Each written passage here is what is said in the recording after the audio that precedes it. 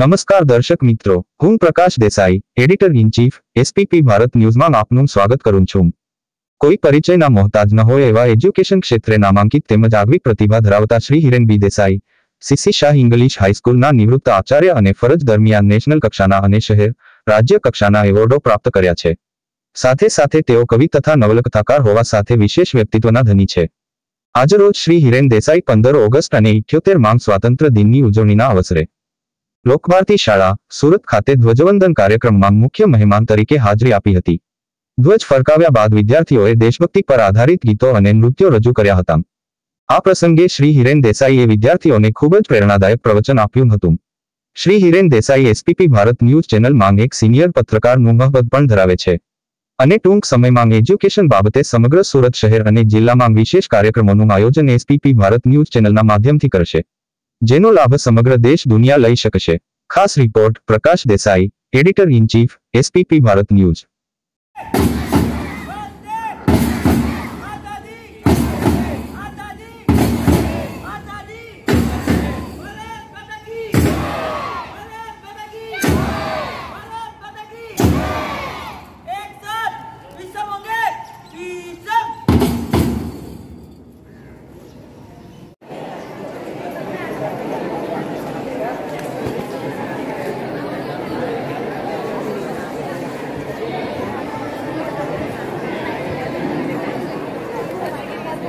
Good morning.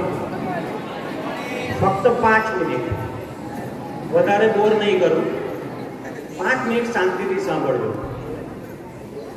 સૌને 78મો સ્વાતંત્ર્ય દિન મુબારક. 77 વર્ષ આઝાદીના અને 77 વર્ષનો જે ઇતિહાસ છે એ બહુ ભાતીગળ છે.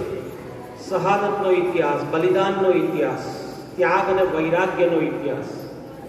પણ કમનસીબી એ છે કે ઇતિહાસ સાથે એક મહેણું આપણને વારંવાર સાંભળવા મળે છે. કોઈ એક પરદેશી ફિલસૂફે એવું કહેલું કે history teaches that history doesn't teach anything.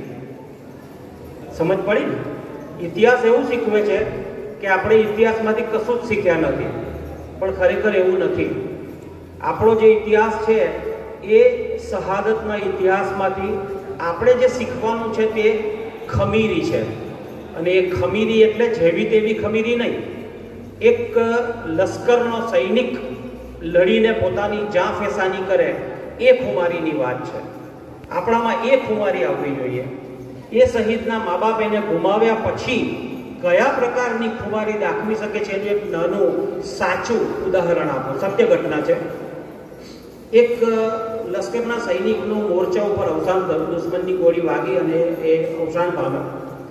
પછી એના મૃતદેહને કોફિનમાં, સબપેટીમાં એના ઘરે લાવવામાં આવ્યો. સબપેટી એના ઘરે મૂકવા આવનારા અધિકારીઓએ ત્યાં જઈને સબપેટી સોંપી ત્યારે એની માં ધ્રુસકે ને ધ્રુસકે રડી પડી. એટલે સાથે ગયેલા અધિકારીને વિચાર આવ્યો કે ભાઈ દીકરાના જવાનું અને બહુ દુઃખ થયું લાગે છે. એટલે એણે દિલાસો આપતા કહ્યું કે માં તમે રડો નહીં, તમારો દીકરો તો બલિદાન આપીને દેશ માટે શહીદ થયો છે. ત્યારે એણે કહ્યું કે હું મારા પુત્ર માટે નથી રડતી, હું તો ભગવાનને એવી આર્દ્ર વિનંતી કરું છું કે મને શહીદ થાય એવો એક જ દીકરો કેમ આપે. આ આપણા દેશનો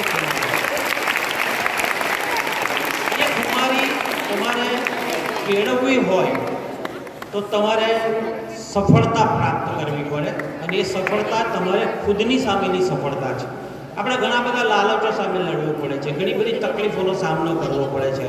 એ તકલીફો વેઠીને જ્યારે માણસ એક શુદ્ધ સ્વરૂપ થઈને બહાર આવે છે ત્યારે એ સફળતા મળે છે. અને એ સફળતાનો અર્થ એવો નથી કે તમે યુદ્ધના મોરચે જે સફળતા મેળવી શકો. તમે રોજિંદા કાર્યોમાં પણ એ રીતે સફળ થઈ શકો. તમે કોઈ પણ વ્યવસાય અપનાવો, જરૂરી નથી કે તમે મોરચાઓ પર લડવા જાઓ. તમારે આ પણ સંગ્રામગણ જ છે ને, અહીંયા પણ તમારે રોજ યુદ્ધો કરવાના છે. એ યુદ્ધો તમે કરો અને જીતી જાઓ અને એમાં તમે સફળતા મેળવો. કાર્યસિદ્ધિની સાથે સાથે તમે તમારા જીવનને પણ સફળ બનાવી શકો. અને એ માટે તમારે કોઈ મોટા હોદ્દાની જરૂર નથી. ડૉક્ટર ધ્રુવન સરનું નામ સાંભળ્યું હશે. ધ્રુવે આકાશ અંદર નાના વડોદરા વસે છે, લેખક છે. કવિ છે, એ કોઈ નવલકથાઓ પણ લખી છે.